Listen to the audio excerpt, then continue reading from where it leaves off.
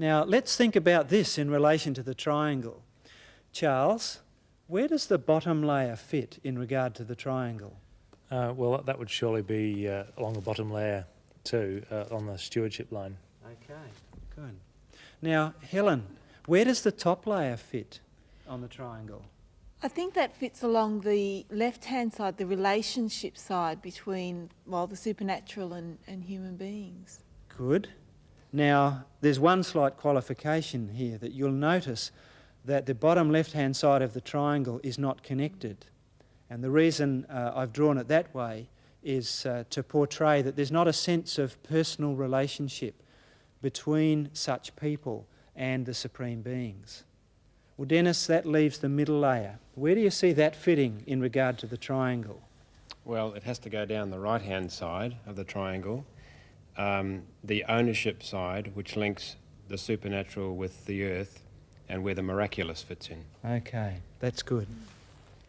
The three levels fit roughly like this. God is at the apex.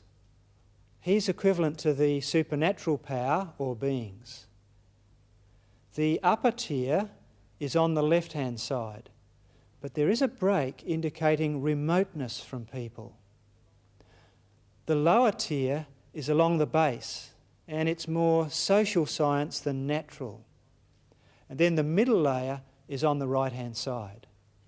Now, the main difference is that the middle layer is missing, so that the tendency for a division of life into sacred and secular is very clear.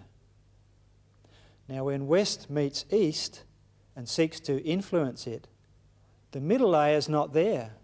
The triangles are not the same. So, the West's solutions are limited in relevance. They don't take the full view of the Easterner into account.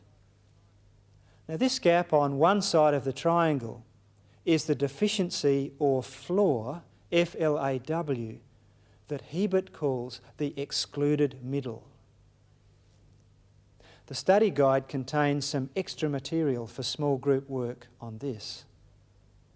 The case you are about to read reveals some of the implications of worldview differences in community work across cultures. It encourages us to think about the messages being given and received. It has major implications for the effectiveness of Christians in mission and development. Keeping that in mind, turn to the study guide, read part 1 of the case study, look at the contract, and then discuss the questions.